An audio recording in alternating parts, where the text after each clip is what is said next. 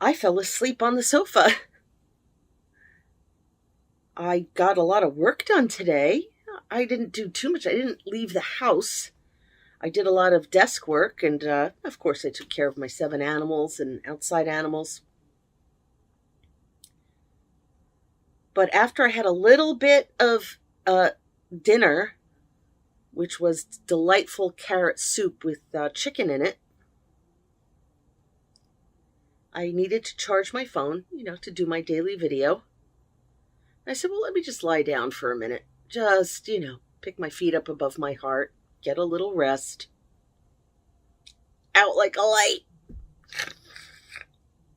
Like dreams and everything. It wasn't just one of those, I'll rest my eyes. No, I fell asleep.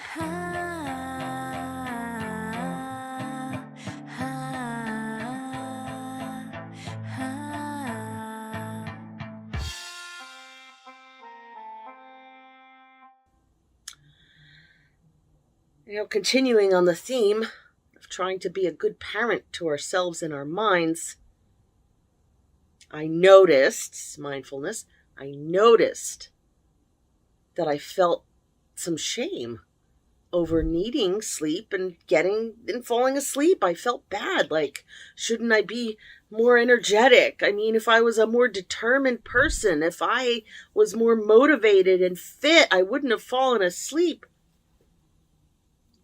I don't know what's more exhausting, being a little tired on a Sunday afternoon or beating myself up for falling asleep. But I woke up and I went in the bedroom. See, I was in, house clothes, shorts and a t-shirt. And I went in my bedroom and I put on my video turtleneck. And this gorgeous necklace was a gift from a mentor of mine. Combed my hair. I keep things simple. Remember how I taught you set things up so that they're simple? My reading glasses, one in every room, a scissor at every corner of every room. Organized jewelry. If there's a mismatched earring, that gets taken out and put in the find its mate box. So I did that with my looks too. I get a keratin treatment. So all I have to do is finger comb it with a little conditioner, and it's straight and shiny and ready to go. I'd like to undo the damage I did when I went on that non-fat diet when I was 30. That's what kicked it off. You cannot just eliminate a macronutrient from your diet and expect it to go well.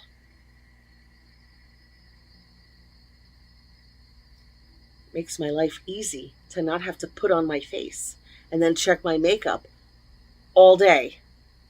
Because in dry, oily, mixed skin, my eyeliner would be dripping down here. I never was able to get the mascara right. I always got those little flecks and dots on my eyelids.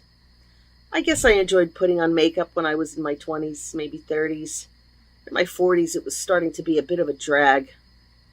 I'd opt for black eyeliner and red lipstick and walk out the door. So I went in the bedroom. I put on my video turtleneck, picked out a piece of jewelry so I could keep my commitment, making a video every day. I'm afraid to make a commitment to doing a video a day because I don't want to ever break that commitment. I bet on myself to win. So what do? I kept that gym commitment back in the day. I went 6 days a week. I would give myself 1 day off because sometimes you need the day off, or you need to go to an event, a rest day, I don't know. But I went 6 days a week without fail. When I was blogging every day back in the day, starting in, I guess it was 2006, I never missed a day. And if I knew that I was going in for surgery or some major thing, I blogged in advance to make darn sure that I kept my commitment. And I'm thinking, well, no, nobody blogs every day. Well, there's people I follow on YouTube, and they do make a video every day. My favorite news analyst on YouTube, he's kind of a bare bones guy. He just recently learned how to edit, put documents and screen sharing in. He got his millions of views and hundreds of thousands, if not millions of followers, just standing in front of his laptop, talking. That's it. And if he was going to talk about something, he did this. He held up a piece of paper, pointed. So this weird perfectionistic thing of, well, I don't know how to edit a video right, and I shouldn't do anything until I know how to... It's nonsense. The content of my words are ready, so I will speak them. Because if I try to wait for the perfect moment until I've gotten everything perfect and I'm editing and everything is just ready to go with sound effects and forget it. It'll never happen. I'll just keep upping the perfectionism and nothing will get done. So the law of attraction. Manifesting. I made a mini video for TikTok about it. What we think about, we bring about. And that's because our minds, our reticular activation system, we tell it what to notice. It's all out there, but we won't notice it if we're not looking for it. We also tend to attract the situations that either we're addicted to or our ego gets the most boost from, or the vibe, if you will, that we're sending out. The same kind of person, the same type of relationship keeps showing up in your life. It's because you're attracting it. You don't have to look at it like some spooky spiritual thing. Though you can, if you're a spiritual person, then that will make sense. But you don't have to. You can look at it as, well, these are my expectations for the type of people who are around me. This is the list of the set of behaviors I tolerate. Here's where I feel most meaningful in life, even if I'm suffering terribly. So yeah, the same situations happen over and over. And some people say, well, until you've learned your lesson, the situation will keep coming up. It's possible. If you're committed to learning, if you're committed to being right, feeling important or better than other people, or the opposite, if you're committed to feeling like a victim,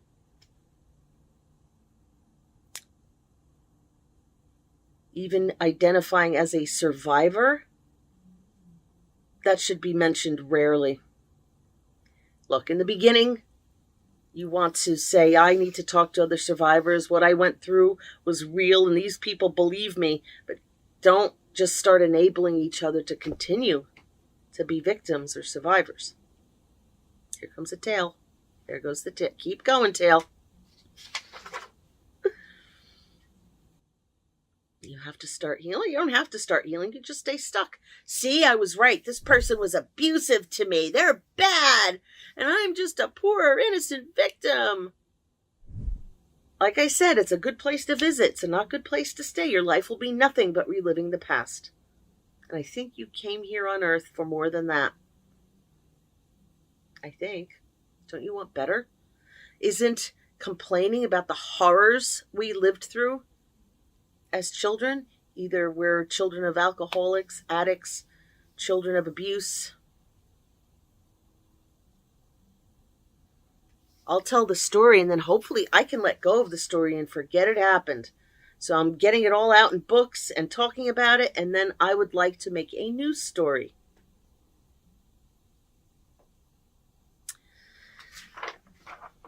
Anyway, my 12-step recovery rocks. talks about being overly responsible.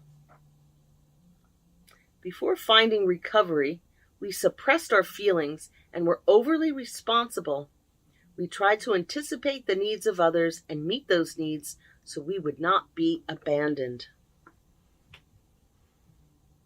or abused or neglected. Many of us have focused all our efforts on spouses, significant others, children, parents, trying to do everything possible to make them comfortable and happy. We may have spent so much time with our children and their friends that they were uncomfortable. We were being intrusive. Well, enmeshment. Because we feared abandonment, we may have sacrificed ourselves in an attempt to keep our spouses, children, partners from becoming bored with us. These actions kept us from admitting, I'm tired, I'm not interested, I don't have time. Eventually, we began to resent them. We deserved to do the things we wanted to do, and our family members needed space to breathe, to make their own decisions, to make mistakes, and learn from them. But if we're getting our meaning in life out of being unappreciated, being a victim, being an abuse survivor, and that's the only title we give ourselves, being used, whatever it is we're complaining about, if you lie down like a doormat, you'll be used like a doormat. But I would like you and me, because I'm still learning as I go, to notice without judging that we get meaning in life by being super available to other people, by being distracted by their drama, being up to the minute about what's going on with someone, rather than being up to the minute on our own feelings, preferences, projects, health. And what's worse, when we overgive, when we're overly responsible for other people's feelings and happiness, they turn on us because we're burdening them. We're forcing them to create meaning for us. We're forcing someone else to appreciate us. We overgive so we can call them on it later. Hey, I always had your favorite soda in the refrigerator, but when I come over, all you ever have is water. Don't you ever think of me? Did you ask? Open your mouth. You're going over to someone's house. Hey, do you have diet soda? If not, I'll pick some up. And if you're going to guilt someone because you always have their favorite soda in the house when they come over, don't do it anymore. Don't have it anymore. They don't appreciate it, and you're just doing it to guilt them, to force them, well, you have to appreciate me. I thought of you. Then it's just this weird enmeshed addictive behavior. It has to stop. Sometimes overgiving and being overly responsible for people's feelings, covering up for them when they misbehave publicly or at family gatherings, is because the person is so emotionally immature, they don't even understand their behavior is inappropriate. And yet there we are, tap dancing around. Oh, no, she had a drink, or no, she didn't mean it. You really shouldn't be saying those things. Don't tell me what to say. Don't be at the same table as they are, or don't go to the event. I wish I had learned boundaries earlier. I wish I had learned to tell my mother no. I'm thinking of her in particular right this second. A dear mentor friend of mine said this to me almost 20 years ago. She says, you have to tell your mother no. And I didn't know what she meant by that. But I jumped and ran every time my mother demanded, because she never just asks or invites. It's a demand. Because if it is an invitation or request, you're allowed to say no or no thank you or I won't be able to do that. But if there's guilt tripping, sighing, silent treatment, guilt, then you really don't have a choice. So I was so afraid of what she would do to me or my father if I didn't constantly spoil her with attention and indulge her and let her have her way. Never argue with her, always agree with her. She would fly off the handle and fly into rage if I disagreed with her or contradicted her in any way. I just sacrificed myself for almost fully 5 decades, if not beyond the 5 decades. Letting her be the most important thing. Look, now it's necessity. She's 99 and she's helpless. And I'm not going no contact 2 minutes before she's about to leave this earth. For some of you, no contact might be the very way you have to live with a person. Addict, abuser, alcoholic, personality disordered individual. Let's read the rest of this. We deserve to do the things we wanted to do, and our family members needed space to breathe, to make their own decisions, to make mistakes, and learn from them. This is more about being the parent to an enmeshed child rather than the opposite. Though I guess you could apply it to my mother, although I don't believe she'd ever learn, but I made that my problem.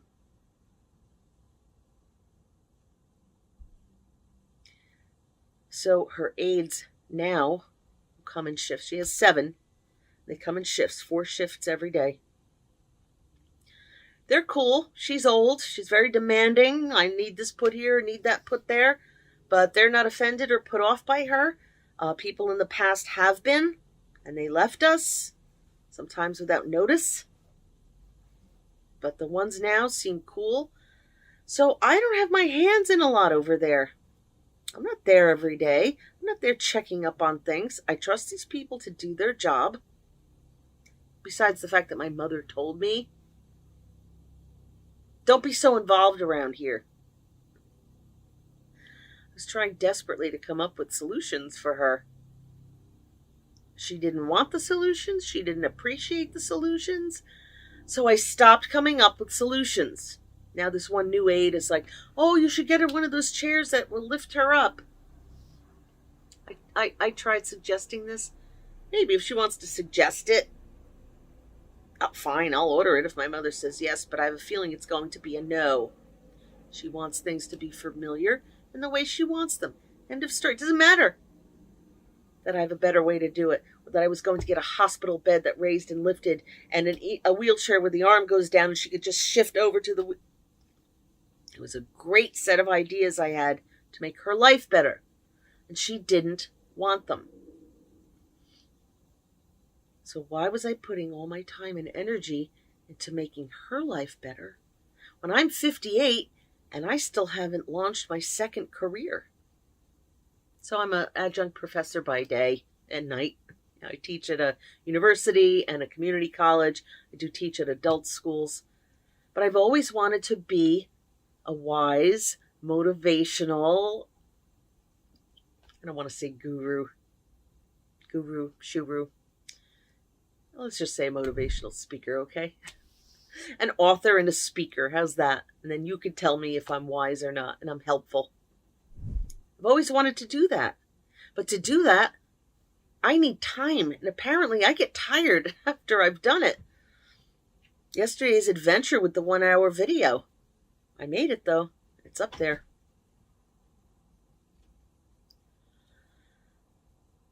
If not now, when? So I have a book out now, Diary of a Fat Girl, How I Lost 140 Pounds, Overcame Binge Eating Disorder, and Learned to Love Myself After Weight Loss Surgery. And I read the audiobook. It's in paperback. It's on Amazon. I have a hypnosis, more of a hypno meditation on Spotify Relaxation with Lisa, or just look up my last name on Spotify. I'm posting a video a day here on YouTube. And I'm working my second book, From Wheelchair to Warrior. I spent 2 years in a wheelchair.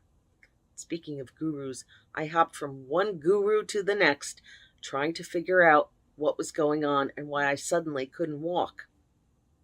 It's a good story. You'll love it.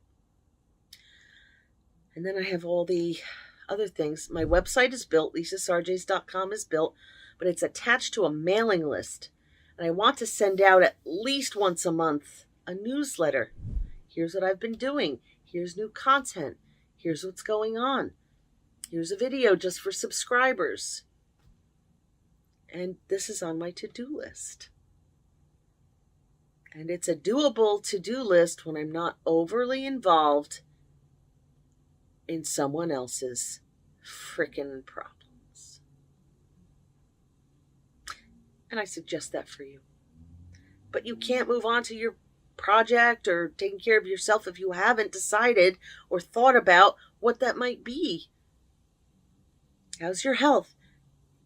Have you redecorated? Did you redecorate during COVID? A lot of people did in lockdown. I did. New sofas, new paint. It's time to start thinking about your yard. What do you want your property to look like, even if it's just a windowsill?